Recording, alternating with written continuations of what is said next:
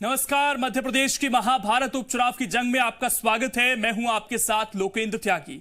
उपचुनाव के संग्राम में दोनों पार्टियां एक दूसरे पर निजी हमला करने का कोई मौका नहीं छोड़ रही हैं। अब तो विपक्षी नेताओं पर निशाना साधने के लिए जनता का सहारा भी लिया जा रहा है।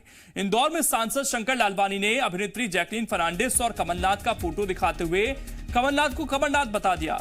उन्होंने कहा कि ये फोटो एक ग्रामीण महिला ने उन्हें देते हुए कमलनाथ को कमलनाथ बताया और कहा कि देखो इनका हाथ कहां है। लेकिन उन्होंने मुझे एक चित्र दिखाया, उसमें बहन ने बोला ये कमलनाथ जी नहीं है, ये कमरनाथ जी है, ये कमर हाथ किधर है उनका देख लो। तो मैंने नहीं बोला, ये हमारी बहन ने बोला, मैं नहीं बोल रहा हूँ। उन्होंने ये चित्र दिया। यानी गांव के भी मतदाता इतने जागरूक हो गए हैं कि किस प्रकार की भाषा का उपयोग कमलनाथ जी कर रहे हैं। बीजेपी सांसद शंकर लालवानी के कमलनाथ पर दिए बयान की कांग्रेस चुनाव आयोग से शिकायत करेगी। कांग्रेस ने शंकर लालवानी पर हमला बोलते हुए कहा कि ये वही हैं जिन्हें इंदौर के हर समाज ने जिताया और ये संसद में सिंधी प्रदेश बनाने की बात करते हैं। कांग्रेस ने कहा कि बीजेपी के कई बड़े नेताओं के फोटो हैं जिनमें वो फिल्मी अभिनेत्रियों से हाथ मिलाकर कंधे पर हाथ रखकर बात कर रहे हैं।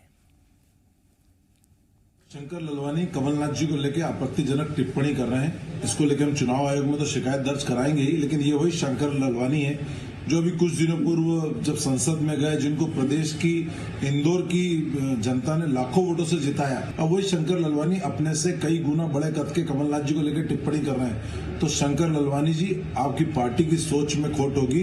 मैं तो नरेंद्र मोदी जी जो आपके देश के प्रधानमंत्री हैं, आपके नेता हैं, उनके 50 से अधिक फोटो आपको दे सकता हूं जिसमें वो कई फिल्मी अभिनेत्रियों से, महिलाओं से हाथ पकड़ के बात कर रहे हैं, कंधे पे हाथ रख के बात कर रहे हैं।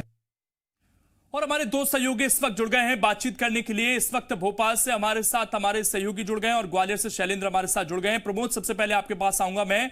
अभी तक तो सीधे तौर पर हमले किए जा रहे थे। जब नेताओं को लगा होगा कि इससे तो मुश्किलें बढ़ रही हैं, तो अब जनता के कंधे पर रखकर बंदूक चला रहे नेता। बिल्कुल, देखिए साफ तौर पर उपचुनाव का समर है और बीजेपी कांग्रेस दोनों के ही लिए महत्वपूर्ण है और बीजेपी के लिए ज़्यादा महत्वपूर्ण है क्योंकि वो सरकार में है और उपचुनाव तय करेंगे आगे का रास्ता सत्ता का। और यही वजह है कि कमलनाथ को लगातार बीजेपी घेरने में जुटी हुई है। पहले इमरती देवी पर की गई कमलनाथ की जो विवादित टिप्पणी है उसको लेकर लगातार घेरा जा रहा था। उन्हें दलित विरोधी बताया जा रहा था, उन्हें नारी जाति का विरोधी बताया जा रहा था। अब देखिए, आईफा को लेकर कमलनाथ को घेर रहे थे और अब आईफा से ही एक फ़ोटो सामने आया था जैकलीन फर्नांडिस और कमलनाथ का। उस फोटो को लेकर देखिए शंकर लालवानी ने हालांकि जनता का सहारा लिया है, किसी और के कंधे पर बंदूक रखकर ये सियासी बंदूक चलाई है उन्होंने और साफ तौर पर कहा है कि कमलनाथ को कमरनाथ बता दिया है। और अब ये बीजेपी ये बात जन जन तक पहुंचाना चाहती है और उपचुनाव में फ़ायदा लेना चाहती है सभी 28 उपचुनाव वाली सीटों में। देखिए, बीजेपी का एक ही उद्देश्य है, कमलनाथ को कैसे घेरा जाए, क्योंकि देखिए एकमात्र यदि बीजेपी के लिए कोई मुश्किलात पैदा कर सकते हैं तो वो कमलनाथ हैं और कमलनाथ को ही घेरा जा रहा है। अब ऐसे में कांग्रेस दूसरी तरफ कह रही है कि शंकर लालवानी इस तरीके से टिप्पणी कर रहे हैं, आचार संहिता का उल्लंघन है इस तरीके से टिप्पणी करना और शिकायत की बात कह रही है। लेकिन इन सब के बीच में देखिए भाषा का स्तर है और जो हम कहें वो भाषा का स्तर लगातार गिरता जा रहा है। बीजेपी हो कांग्रेस हो, सभी लोग भाषा की मर्यादा भूलते जा रहे हैं और इन सब के बीच में देखिए जनता के हित, जनता से जुड़े मुद्दे वो दबते चले जा रहे हैं। किसी को भी जनता से जुड़े मुद्दों की याद नहीं आ रही है। लोकेंद्र, बिल्कुल ये बड़ी बात है शैलेंद्र की जो जनता के मुद्दे हैं वो दूर होते जा रहे हैं जैसे जैसे चुनाव नजदीक आ रहा है। हम देख रहे हैं कि अन्य अन्य मुद्दों की बात हो रही है, लेकिन इसमें एक बड़ी बात यह है कि जनप्रतिनिधियों की भाषा अलग होती है, कई बार आम लोगों की भाषा अलग होती है। क्या ये जो शंकर लालवानी कहने की कोशिश कर रहे थे किसी और का उदाहरण देते हुए या किसी और का रेफरेंस देते हुए, इस तरीके से तो बहुत सारी बातें फिर आने वाले समय में कही जाएंगी, क्योंकि जनता तो अपने दिल से कई बार बहुत सारी ऐसी बातें कह देती है जो हम कह सकते हैं कि राजनीति में वो भाषा नहीं होती है। तो क्या उसका भी इस्तेमाल आने वाले समय में शंकर लालवानी करेंगे?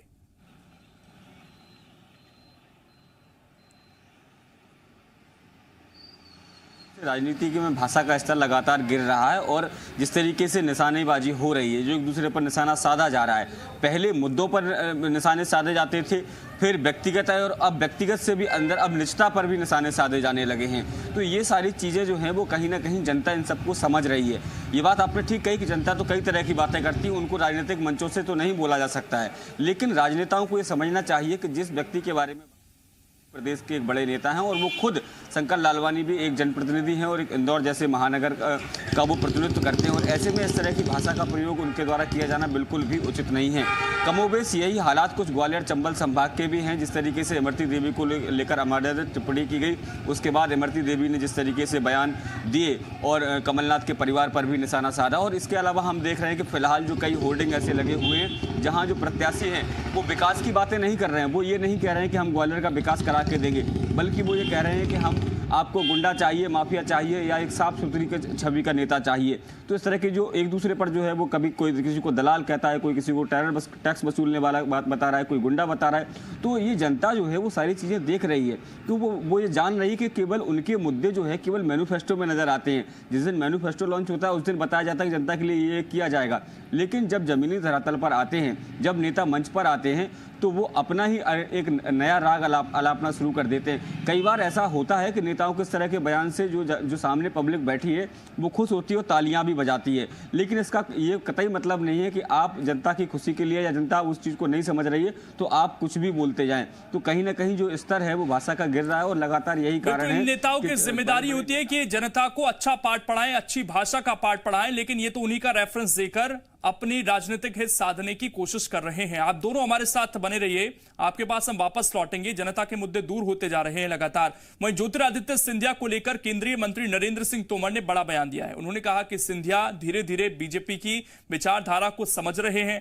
व्यक्ति निर्माण की प्रक्रिया की गति हमेशा धीमी होती है। उन्होंने कहा कि सिंधिया जी बीजेपी में आए, उनका स्वागत है। उम्मीद है जल्द ही विचारधारा से समरस होकर पार्टी की ताकत बनेंगी।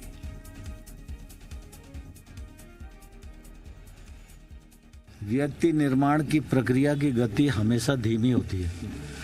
सिंधिया जी आए हैं, भारतीय जनता पार्टी में उनका स्वागत है। भारतीय जनता पार्टी विचार आधारित, कार्यकर्ता आधारित राजनीतिक दल है।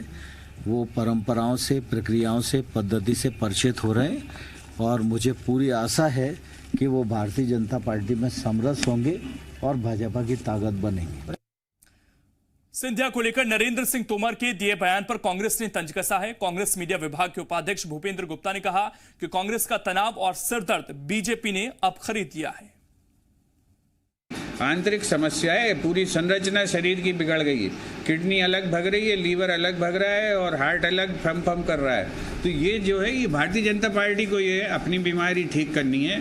कांग्रेस पार्टी उनका सम्मान और आदर करती है कि उन्होंने हमारा तनाव खरीद के लिया। और हमारे दोनों सहयोगी लगातार बने हुए हैं। शैलेंद्र, मार्च में आए थे ज्योतिरादित्य सिंधिया, काफी वक्त हो चुका है, लगभग 7 महीने बीत चुके हैं। कितना और वक्त लगेगा अभी उन्हें बीजेपी का होने में? नरेंद्र सिंह तोमर इस बात को कह रहे हैं अगर कि धीरे धीरे आदमी ढलता है तो कितना और वक्त लगेगा? और ये बार बार इस तरह के बयान जब सामने आते हैं तो ये तो मौका देते हैं खुद ही साधने का मौका कांग्रेस को। और कई बार मंचों से ये कहा जाता है कि इनका तो पूरा परिवार बीजेपी विचारधारा से रहा, राजमाता सिंधिया का नाम लिया जाता है, और फिर उन्हीं मंचों से इस तरह के बयान दिए जाते हैं जिससे बीजेपी असहज हो जाए।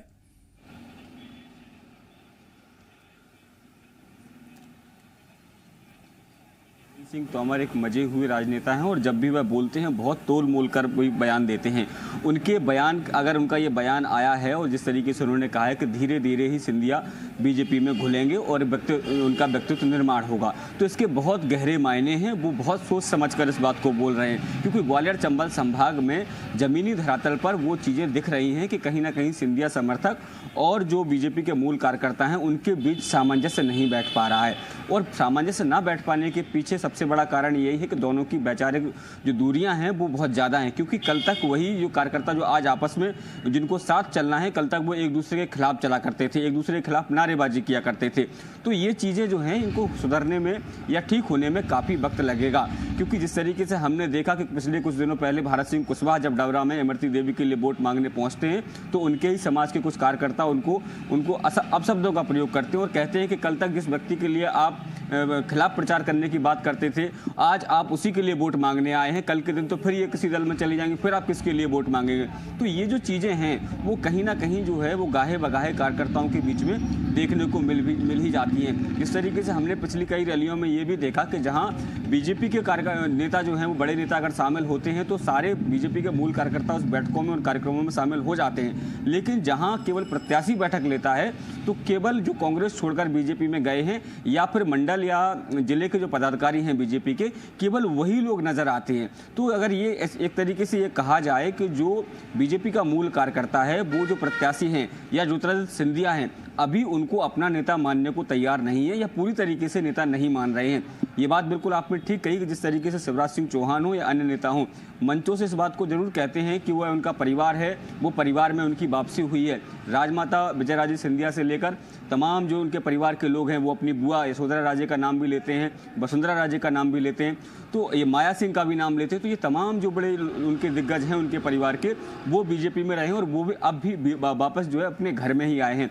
लेकिन घर में वापसी जरूर हुई है, लेकिन उनकी जो राजनीति की ABCD शुरुआत है वो कांग्रेस से हुई थी। उन्होंने 20 से 22 साल जो है क्या वाकई कांग्रेस का जो सिरदर्द है वो बीजेपी ने खरीद लिया, जिस तरीके से कांग्रेस आरोप लगा रही है। और कुछ जो बीजेपी के भी बड़े नेता हैं ग्वालियर के खासकर, वो इस वक्त खुद ज्योतिरादित्य सिंधिया के साथ घुल मिल नहीं पा रहे हैं।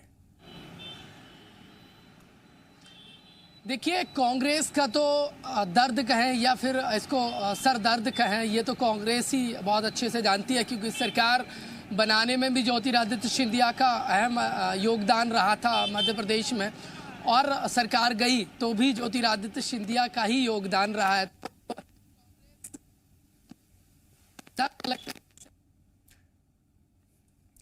बिल्कुल, अब ये कांग्रेस का दर्द है या वो वाकई सिरदर्द थे, ये इस चुनाव के बाद साफ हो जाएगा। शुक्रिया प्रमोद आपका जुड़ने के लिए और जानकारी देने के लिए, और शैलेंद्र आपका भी शुक्रिया जुड़ने के लिए और जानकारी देने के लिए। भाई, उपचुनाव में भाषा का स्तर नीचे गिर गया है, जिसको लेकर किए गए सवालों पर केंद्रीय मंत्री नरेंद्र सिंह तोमर ने कांग्रेस पर हमला बोला। उन्होंने कहा कि बीजेपी नहीं, कांग्रेस अभद्र भाषा का इस्तेमाल कर रही है। नरेंद्र सिंह तोमर ने कहा कि मुद्दों के अभाव में चुनाव को कांग्रेस गलत दिशा में ले जा रही है। कमलनाथ के मरती देवी पर दिए बयान को लेकर कहा कि राहुल गांधी कमलनाथ को माफी मांगने को कहें और कमलनाथ पर कार्रवाई करें। हमारा स्तर नहीं गिरा है, कांग्रेस स्तर गिराने की असफल कोशिश कर रही है। और ये इसलिए होता है कि चुनाव में जब राजनीतिक दल के पास कहने के लिए कोई उपलब्धि नहीं होती तो फिर वो हल्की बातें करके लोगों को गुमराह करने की कोशिश करते हैं। कांग्रेस के पास 1.25 साल की कोई उपलब्धि नहीं है तो कुछ ना कुछ उल्टा सीधा बोलकर चुनाव को हल्का करने का प्रयास कर रहे हैं। छोटे से ब्रेक लिए आप रुकेंगे, जल्द वापस लौटेंगे।